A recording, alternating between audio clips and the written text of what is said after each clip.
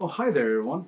Welcome to another Cardwell's Cauldrons here. I'm Cardwell. And I'm Kevin. And today here on Geektopia Island, we're bringing a little fun little deck that everyone keeps talking about, but I haven't seen built or anything. And it's basically Abzan Aristocrats. And the name of the deck is called For the Greater Good. We're bringing everyone that we can, and we're going to sacrifice as many as possible until our opponent's dead. Yeah, seems good. And everyone's going to be like, why doesn't it have red in it? Because of Judith. Well, Judith says non-token creatures. We're going to have a lot of token creatures to be able to have fun things with. So hopefully, with all the dudes that sack and die, make more tokens. You sack those tokens, and then you just win. I like it. I like it. Now, of course, our first dude is Haunted Witness. He's perfect for the namesake of the deck. It's a 1-drop, 1/1. When it dies, put a 1/1 white soldier token with lifelink on the field. So it just replaces itself. Simple as that. Yeah, he's pretty simple. Pretty good.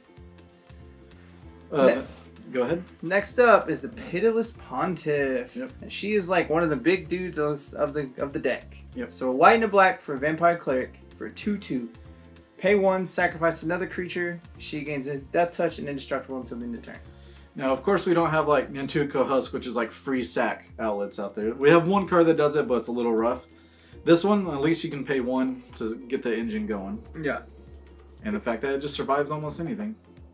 And the next one is Tithe Taker. It's a 1 and a white, 2/1. During your turn, spells your opponent's cast cost 1 more, and their abilities of anything they control cost 1 more to activate as well. And it has Afterlife 1. So once it dies, you get a 1/1 flyer. This dude's so good. It's just really good. Just amazing how effective this card really Yeah, is. because he's just like, you want to do things on my turn? No. Yeah, You just, no. immediately out tempos them if they have like a turn 2 kill. Or you're like, well, you gotta do it next turn. Thanks. Yep. Next up is the Ministrant of Obligation. A 3-mana 2/1. And he has Afterlife 2. So when he dies, you get 2 1/1 white spirits. The closest thing we have to Lingering Souls in Standard, and it's just gonna do the trick. Yeah, it's just almost as good. Hopefully it either blocks or trades up or anything. Now our top 4-drop slot here has to go to Elenda, the Dark Rose. She's from Rivals of Ixalan. She's a 1/1 lifelink. Whenever another creature dies, so yours, she gets a +1/+1 counter, and when she dies, for each +1 for equal to her power, you get X tokens. 1/1 lifelink vampires, I do believe. Mm-hmm. So like, you're just hopefully trading off, killing dudes, killing your dudes, kill their dudes, sack dudes, and just making her huge until she has to be taken care of.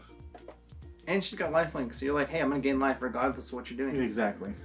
Next up is a Poison Tip Archer. He's actually one of my favorite dudes. Yeah. Black, green, and 2 for a 2/3 with Reach and Death Touch. Whenever another creature dies, each opponent loses 1 life. Now, this is the reason why it's green and not just straight up black-white. Because there is a 4-drop black creature that almost is the same thing. It says whenever your creatures die. Poison Tip Archer does not care. Yeah. It's any of the creatures. So if you want to board wipe somehow, then you just, everything dies, take a bunch of damage. I like it. And of course, the main major sack outlets there is Torgaar, the Famine Incarnate. It's a 6 and 2 black, so 8 altogether, 7/6. As additional costs to the spell, you can sacrifice any number of creatures, and each creature sacrificed this way makes it 2 less to cast, colorless. So essentially, it's 2 black for 7/6 with all your things. And when it enters the battlefield, up to 1 target player's life total becomes half their starting life total rounded down. Now, if you're just going to machine gun them out, then you don't care. You just target yourself. You're at 10, whatever. But since it says any number, you can just be like, all your tokens, sack them. Don't care. You take that much from Poison Tip Archer. That's pretty cute. Yeah, so hopefully you just drain them to death as fast as possible. I like that. That was it for the creatures. I mean, we still have things that make dudes, but we'll get there. Yep. Next up is Costly Plunder, and it is a black and a 1 instant. As additional cost to cast this card, sacrifice an artifact or a creature, draw 2 cards. It's basically just that good old classic black card that does it. It's instant speed, and you have a bunch of tokens and small dudes to sack for 2 cards for 2. I've always wanted to use the card too. Seems good. The next one, of course, is one of the new cards, Final Payment. It's a black and a white instant. As additional cost, you may pay 5 life, or sack a creature or enchantment, and then destroy target creature. So there you go. That's how you get your tokens going, sack dudes, sack outlets, and you kill one of their guys. I don't see what's wrong with that. Yeah, exactly. Next up, to make more dudes, is Saproling Migration. A green and 1. You create 2 1/1 green Saproling tokens. If the spell was kicked, you create 4 of those tokens instead, and its kicker cost is 4. So essentially, if you pay 6, you get 4 dudes. Yep. But most of the time, you're hopefully just going to do those on turn 2, and then you just have your tokens to do whatever you need to. Especially with Vicious Offering. It's a good old classic kill card here. It's 1 in a black, kicker, sacrifice a creature. But it does -2/-2. If you sack a dude, it's -5/-5 to a target creature, which kills Lyra or good old Niv Mizzet. And that's what you really just need. Yeah, that dude's a thing. Yeah. Next up, one of the best token makers in the game right now, March of the Multitudes. Yep. A green, white, and X, and it's an instant, and you convoke, so you can pay by tapping dudes to add a color of that color, or a 1. And you create X 1/1 white soldier tokens with lifelink. Yep. So hopefully just at the end of the turn, you make a bunch of dudes. On your turn, you're like Torgaar, sack all of them, take 10, you lose. Yeah. Simple as that.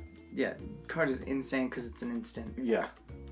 And the next one is Vraska, Golgari Queen, 2 black and a green. It's the 4-drop one, of course. +2, sacrifice another permanent. If you do, you gain 1, draw a card. So here's just more card advantage. And then -3, destroy target non-land permanent with converted mana cost 3 or less. So it gets some of the drakes and some of the small dudes. And then of course, -9, you get an emblem saying whenever one of your creatures deal combat damage to a player, they lose the game. And that +2 really gets there really quick. It's insane how quick you can get to 10 and then sack, or get the emblem and then you just win by swinging all out. Mm-hmm. Because you have lots of dudes, you're going to swarm them already. You're just swarming the board and getting there. Yeah, you're just getting there, you're blocking, you're making sure you're going to have her survive for sure. Now, of course, that is the total of the cards. We do have 23 lands, and that's why I have not much of the high cost crazy stuff there, because I just want to go low and spread out. The lands are kind of weird.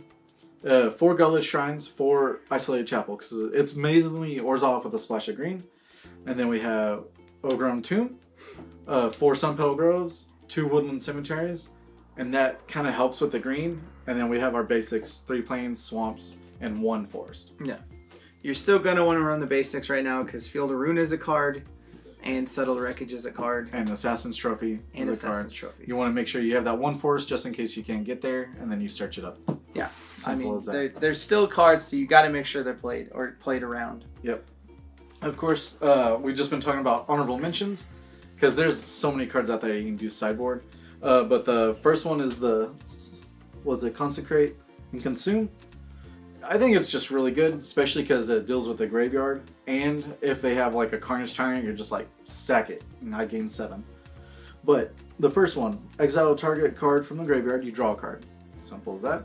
The next one is Consume, pay 4. Your opponent sacks the highest power creature they control, and you gain life equal to that power.